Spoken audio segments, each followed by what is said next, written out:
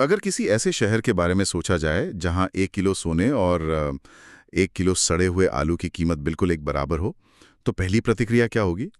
शायद सुनकर यही लगेगा कि ये तो कोई यूटोपिया है। मतलब एक ऐसी आदर्श दुनिया जहाँ कोई भेदभाव ही नहीं है। हाँ, बिल्कुल। लेकिन अगर थोड़ा गहराई से विश्लेषण किया जाए, तो ये किसी भयंकर दुःस्वप्न की शुरुआत है।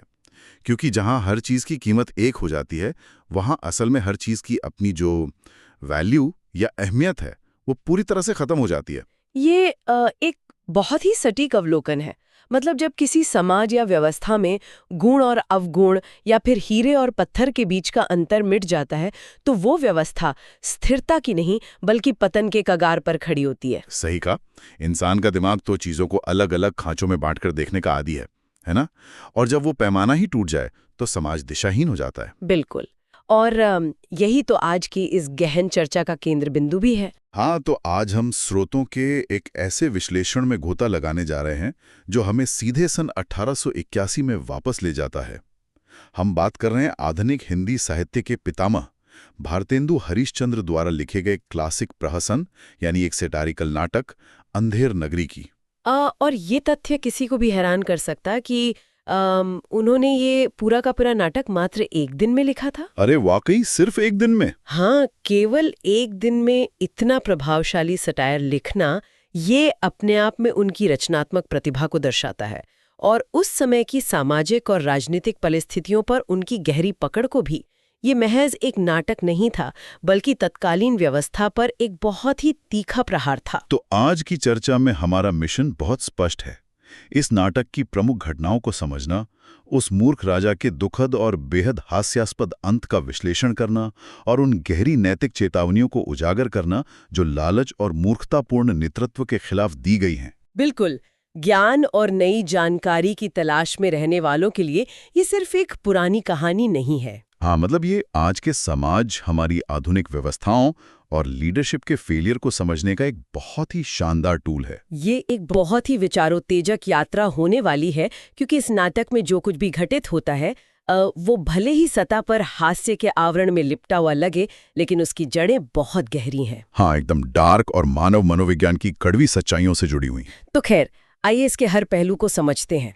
सीधे राजा के दरबार और उसके विनाशकारी अंत तक पहुंचने से पहले उस राज्य की जमीनी स्थिति को समझना बहुत जरूरी है। और वहां के बाजार के मनोविज्ञान को समझना भी, क्योंकि असल में विनाश और लालच का बीज उसी बाजार में बोया जाता है। बिल्कुल।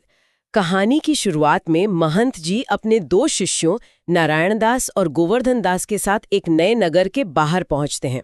महंत जी दोनों को भिक्षा मांगने के लिए अलग अलग दिशाओं में भेजते हैं और एक बहुत ही स्पष्ट चेतावनी देते हैं। हाँ, वो कहते हैं कि बहुत लोभ मत करना। और ये चेतावनी कोई साधारण उपदेश नहीं है। ये पूरे नैरेटिव का केंद्रीय विचार है कि लोभ पाप का मूल है। सही बात है। महंत एक अनुभवी व्यक्ति हैं। वो मानव स्वभाव को समझते हैं। बिल्कुल। वो जानते हैं कि जब इंसान किसी नई व्यवस्था में जाता है तो वो कितनी आसानी से लालच का शिकार हो सकता है, खासकर तब जब चीजें उसकी उम्मीद से ज्यादा आसानी से मिल रही हों। और जब गोवर्धन दास बाजार में प्रवेश करता है, तो वहां का दृश्य मतलब ये पूरी तरह से अकल्पनीय और अतार्किक है। वो देखता है कि बाजार में हर एक चीज टके सेर बिक रही है। हाँ, टके सेर यानी सब कुछ एक ही भाव। बिल्कुल। कबाब वाला गर्मा गर्म मसालेदार कबाब टके सेर बेच रहा है। हलवाई जलेबी, गुलाब जामुन, लड्डू सब टके सेर बेच रहा है।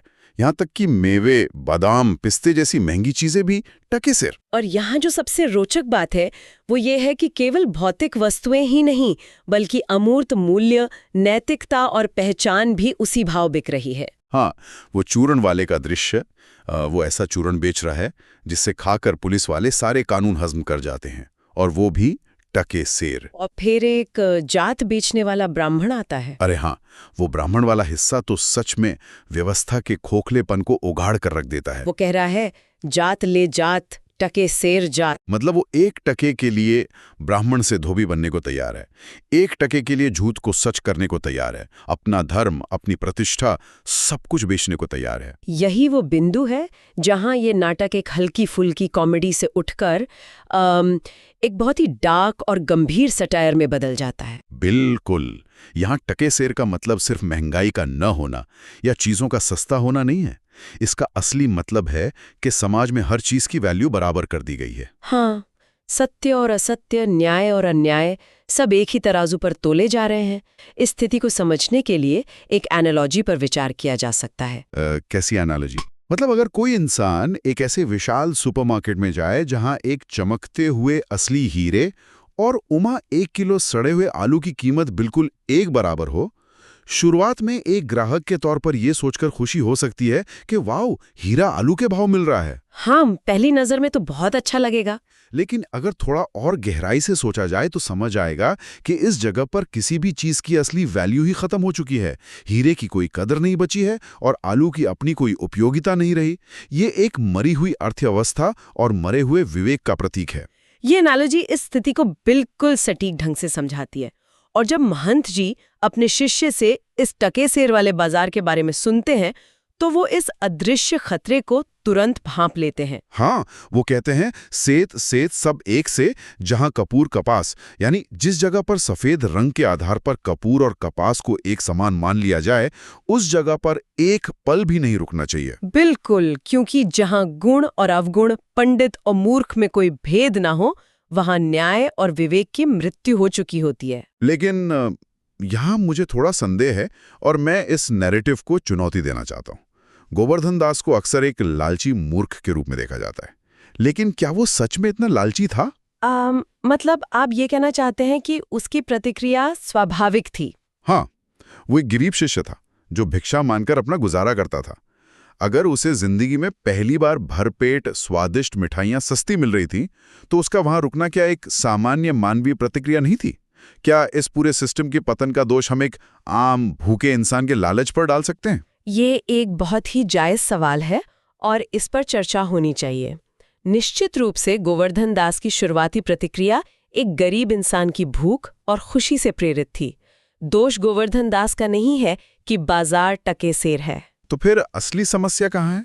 दोष उसका तब बनता है जब उसका अनुभवी गुरु उसे चेतावनी देता है कि ये जगह सुरक्षित नहीं है और फिर भी वो अल्पकालिक सुख के लिए, यानी शॉर्ट टर्म प्लेजर के लिए, दीर्घकालिक खतरे को नजरअंदाज कर देता है। अच्छा, तो मतलब लालच ने उसके अलार्म सिस्टम को बंद कर दिया था। बिल्कुल।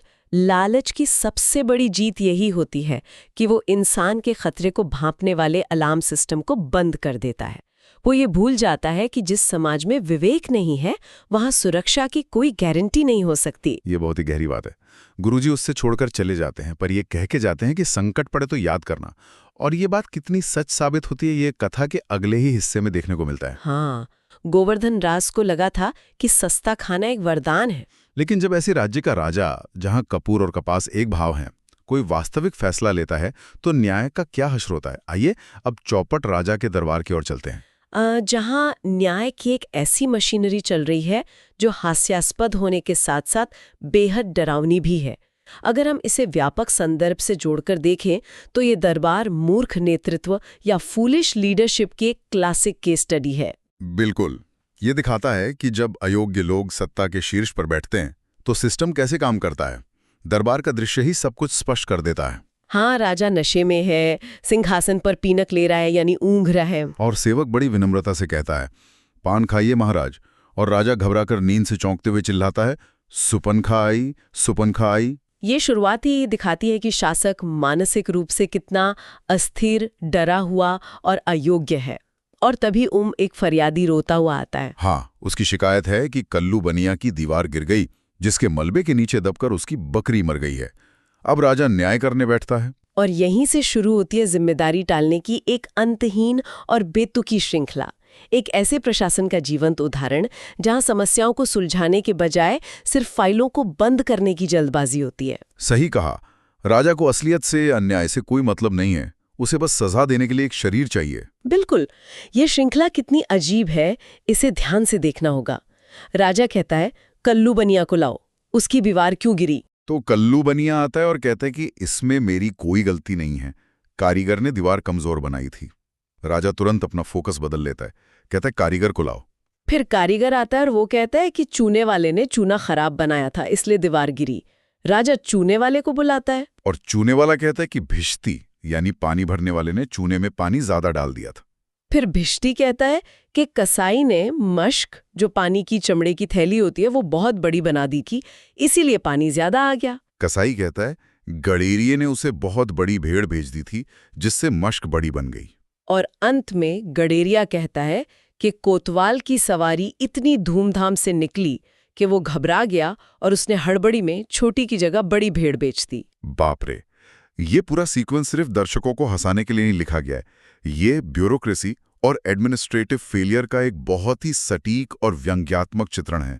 कोई भी अपनी जिम्मेदारी लेने को तैयार नहीं है। हाँ, हर कोई अपनी गलती किसी और के सिर मढ़ रहा है, और राजा, जो कि सुप्रीम अथॉरिटी है, इस पूरी बेतुकी कहानी को बिना किसी लॉजिक के स्वीकार करता जा रहा है। अगर इसे आज के संदर्भ में एक एनालॉजी के जरिए समझा जाए तो ये पूरी न्याय व्यवस्था सिर्फ पासिंग द पार्सल का खेल बनकर रह गई है।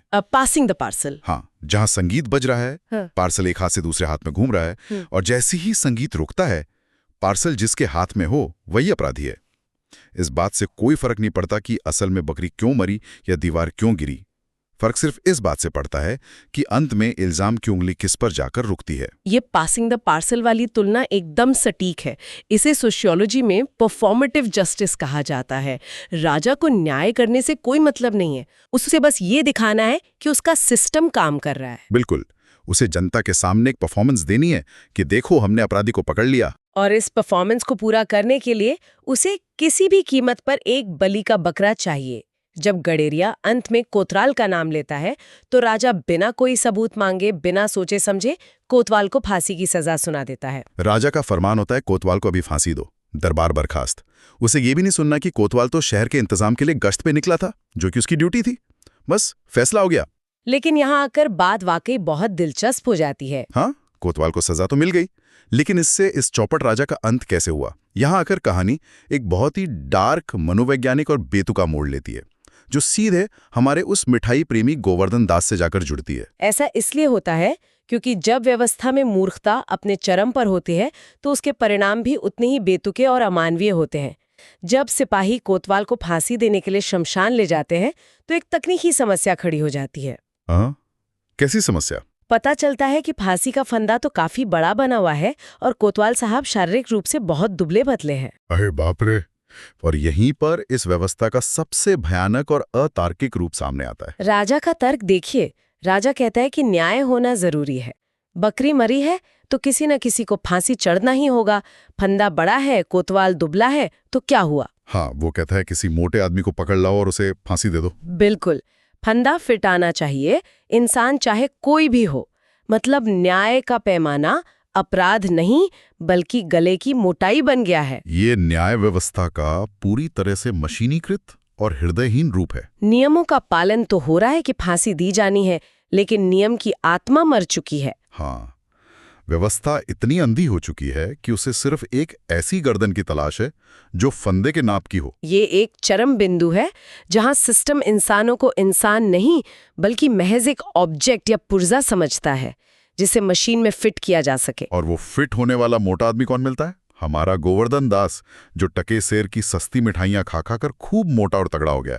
सिपाही उसे जंगल में आराम से बैठकर मिठाई खाते हुए पकड़ लेते हैं। मैंने क्या किया है, मेरा अपराध क्या है, मैंने किसकी जान ली है? और सिपाही बड़ी सरलता से बिना किसी अपराध बोध के कहते हैं, बात यह है कि आप बड़े मोटे हैं, इस वास्ते फांसी होती है। यही गोवर्धन दास को महंत जी की वो चेतावनी याद आती है कि जहां कपूर और कपास एक भाव हो, जहां गुण अवगुण का कोई भेद ना हो, वहां रहना खतरनाक है। सही बात है। आज उसका अपना मोटापा जो उसने लालच में आकर अर्जित किया था, वही उसकी मौत का सीधा कारण बन गया है।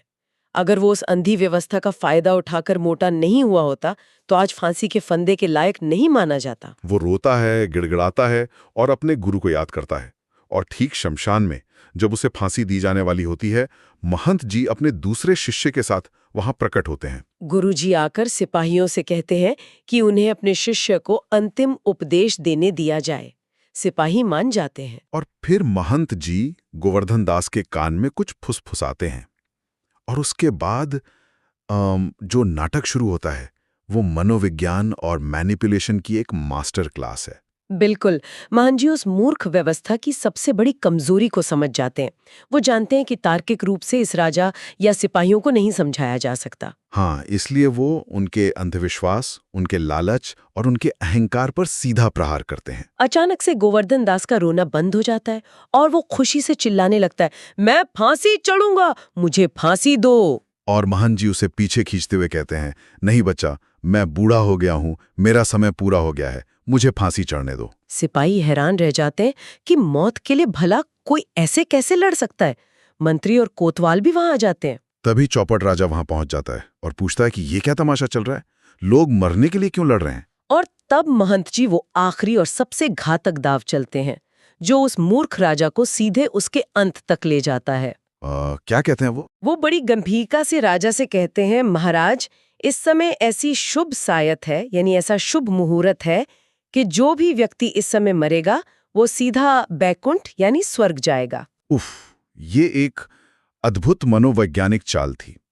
ये ऐसा है जैसे किसी बेहद लालची और अहंकारी इंसान से कहा जाए कि स्वर्ग जाने का वीआईपी पास मिल रहा है, बस इस पहाड़ की चोटी से छलांग लगानी है। हाँ, इससे एक बहुत ही महत्वपूर्ण सवाल खड़ा होता है कि लालच का स्वरूप कैसे बदलता है।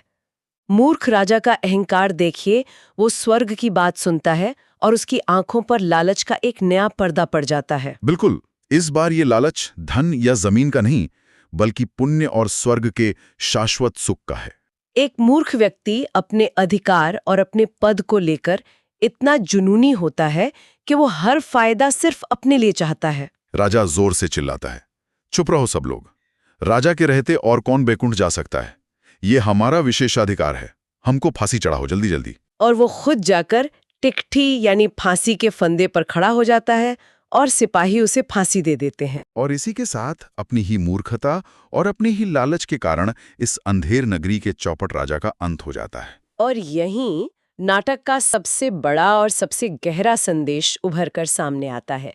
महंत श्री नाटक के अंत में एक बहुत ही प्रासंगिक दोहा कहते हैं। कौन सा दोहा? जहां न धर्म न बुद्धि नहीं नीति न सुजन समाज, ते ऐसे ही आपू ही नसे जैसे चौपट राज। मतलब जहां धर्म, बुद्धि, सही नीतियां और अच्छे लोगों का समाज नहीं होता, वो राज्य या वो व्यक्ति खुद ब खुद नष्ट हो जाता है, ठीक इस चौपट राजा की तरह। बिल्कुल। पूर्ण अज्ञानता, अहंकार और मूर्खता को नष्ट करने के लिए किसी बाहरी दुश्मन की तलवार या सेना की जरूरत नहीं होती। वो व्यवस्था अपने ही भार और अपने ही खोखलेपन से ढह जाती है। तो इस सब का असल मतलब क्या है? सन 1881 में लिखा गया ये सटायर आज 21वीं सदी की आधुनिक दुनिया में क्या मायने रखता है? जब इस पूरी कहानी का गहराई से विश्लेषण किया जाता है तो समझ आता है कि ये महज हंसाने के लिए लिखा गया कोई हल्का-फुल्का प्रहसन नहीं था। ये आने वाली पीढ़ियों के लिए एक बहुत ही गंभीर चेतावनी थी। एक ऐसी चेतावनी जो इंसानी सभ्यता के हर युग में, हर दौर में प्रासंगिक रहेगी। योग्य और अयोग्य के बीच का अंतर समझना किसी भी समाज के जीवित रहने की पहली शर्त है।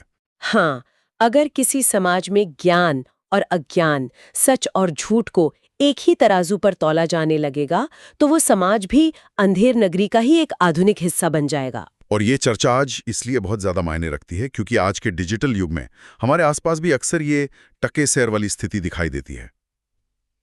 डिजिटल युग में कैसे? आज की दुनिया सूचनाओं की बाढ़ में जी रही है।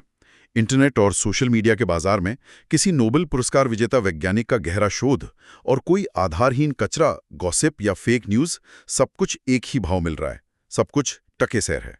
ये बहुत ही सटीक तुलना है। एक ही स्क्रीन पर, एक ही टाइमलाइन पर सच और झूठ दोनों को बराबर लाइक्स मिल रहे हैं, दोनों की वैल्यू बराबर कर दी गई है। और यही आज के समाज का सबसे बड़ा खतरा है।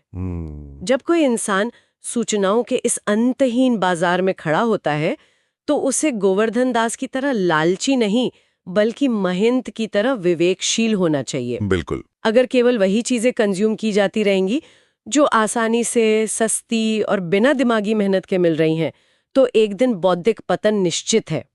अंधी व्यवस्थाएं ऐसे ही लोगों का फायदा उठाती हैं जो चीजों की असली कीमत समझना बंद कर देते हैं। इस पूरी व्यवस्था और इंसान के पतन को देखकर भारतेंदु जी की लिखी एक बहुत ही गहरी बात याद आती है जी। जो उन्होंने इस नाटक के समर्पण वाले हिस्से में लिखी है। अच्छा, वो क्या है? उन्होंने स्पष्ट किया है कि केवल कोई ऊंचा पद पा लेने से या सत्ता में आ जाने से कोई व्यक्ति सम्मान के योग्य नहीं हो जाता।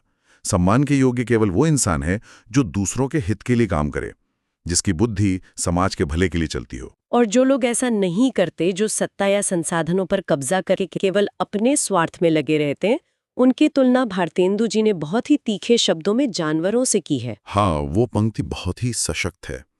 उन्होंने लिखा है, खात पियत अरु श्वसत श्वान मंदुक अरु भांति। यानी इस इंसानी शरीर में रत्न वही है जो दूसरों के काम आए। बिल्कुल, वरना बाकी लोग तो सिर्फ कुत्तों और मेंढकों के समान हैं, जो सिर्फ खाते हैं, पीते हैं और सांस लेते हैं, लेकिन उनका कोई वास्तविक उद्देश्य या विवेक नहीं होता।